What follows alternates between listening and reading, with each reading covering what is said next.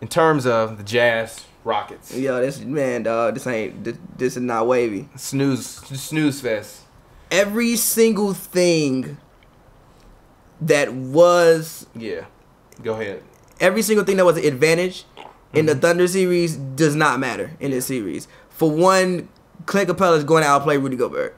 And also, Clint Capella is way more agile and mobile and more athletic than Steven Adams. So he don't really sit there in the paint like that anyway. He's not getting post-ups. Like, that's not what he's doing. He's catching lob and stuff like that. And Gobert is a shot blocker. So anytime Harden penetrates and gets in the paint, that takes him away from his assignment. They're just going to lob it up all game. And also, Gobert is a interior defender, but not on the wing.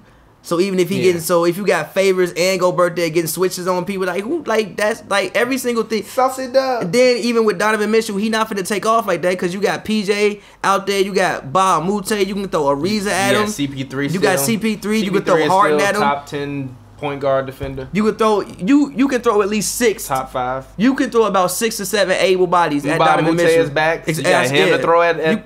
You can throw about 6 or 7 able bodies at that man. And they have to find a way to involve Gobert into the offense.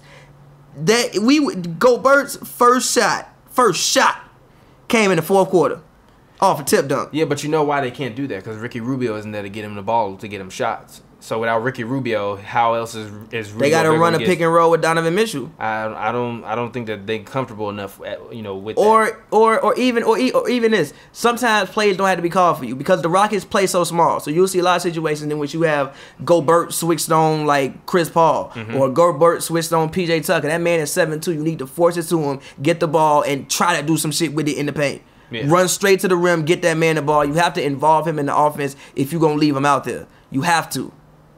Because that's one mismatch that you can possibly exploit. Because they switch everything, so you're gonna get crazy. He's just not that offensively skilled. I know, but you gotta. Look. I ride for Rudy. I said don't disrespect him, but he's not that offensively skilled. I know, he needs a point guard out there to get him shots. I know, but yes, but like I said, yo, if we in transition, you get the switch, run to the rim, seal, get the ball. Go up with it. If you get switched on PJ Tucker or you get switched on to Eric Gordon, you get switched on to Chris Paul, you can't tell him you get switched on to Chris Paul. You can't throw that man the ball high. He can't turn around, put the ball in the rim, G. Yeah. You have to involve him in offense if you're going to leave him out there. Yes, but the problem is if you leave him out there, the Jazz aren't. Who the Jazz going to run like a mid-post pick and roll with Rudy Gobert with? Donovan Mitchell. Yeah, it's going to be kind of tough. Joe Ingles. That's gonna be tough. Joe Ingles. Yeah, but that's gonna be tough to get the switch that you're trying to get on there as well. And you're not gonna be able to switch a small guy, especially if you got a guy like PJ Tucker guarding a guy like Joe Ingles. Like Joe Ingles killed the Thunder. If you Mike D'Antoni, literally, I'm telling PJ Tucker, take him out the game.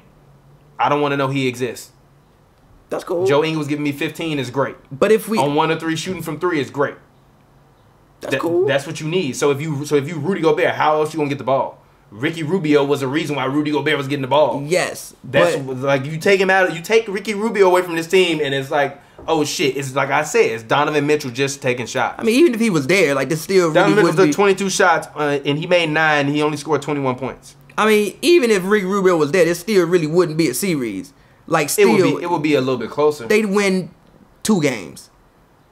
There's no scenario in which they win 1 game. I think they win 1 game regardless. 1 game. I think they'll win 1 game regardless. They get swept. I don't think they'll get swept. I think they'll win 1 game regardless. Again, like I said, so many things the Rockets do predicates of how well they shoot. I think they can very well shoot badly one night, and the Jazz could pull it out at home. Utah's a tough place to play. Yeah, but even I think they can get a game. Yeah, but even CP3 had a good game, but it wasn't his best. He had 7 turnovers. Harden had 3 turnovers. Harden was 12 or 26. I mean, hey, look. CP3 got really sloppy with the ball in the third quarter when they started to make that run. He got really sloppy, but I think a lot of that was due to the fact that they were just up all game and lost a little bit of focus. I don't think that was. I'm not really hanging too much on those 7 turnovers. Exactly. So they're gonna be fine, man. This is a sweep. This is legit a sweep. I think it's a sweep. I'm sorry. Jazz fans, y'all gonna be mad at me. Y'all finna get swept. Because if I'm the Rockets, number one, the message needs to be sent to Golden State. Yeah.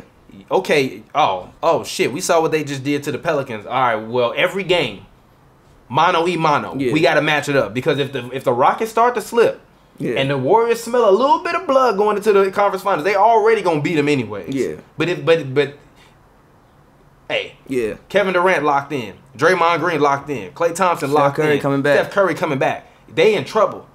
So you gotta keep pace. So I don't think that they're gonna give up any games to the Jazz. This would be like the Warriors losing one of those games before they got to the finals last year. It's like, why would you lose that game? Like even the Warriors losing the game to the Spurs. The Spurs, out of respect for themselves, went out and won a game, right? But they weren't really supposed to win a game in that series. The Spurs, I mean, it's just the Spurs. Yeah. One thing I did notice was that again, maybe this could possibly be attributed to the fact that we had a big lead all game. I think they were up 27 at one point, so maybe you're not as locked in as you would be if the game were closer. Yeah. But there was a point in time in the fourth quarter, the stat came across the streams about 5 minutes left in the fourth, that Utah was shooting 61% in the half and Houston was shooting 34%. So you can get into one of them games where Houston just shoots bad, you know, you can probably take that game. I still think they're going to take a game, but like I said, every single advantage they had last series, they do not have anymore. Yeah, no, they do not have anymore. Yeah, because OKC didn't even have. If OKC would have the shooters that this team has, that series wouldn't have been what if Melo could fucking shoot. Series if Melo was Trevor Ariza, the Thunder would have won that series. I agree, easily. This man easily. Melo. If Melo was Jabari Parker, they would have won the series. And this man Melo said, "I'm not coming off the bench." If Melo was Jabari Parker, they would have won the series. I'm dead ass serious. I'm 1,000% serious. If Melo was Jabari Parker, they would have won the series. Jabari Parker would have averaged like 14, 15 points, and they would have won the series.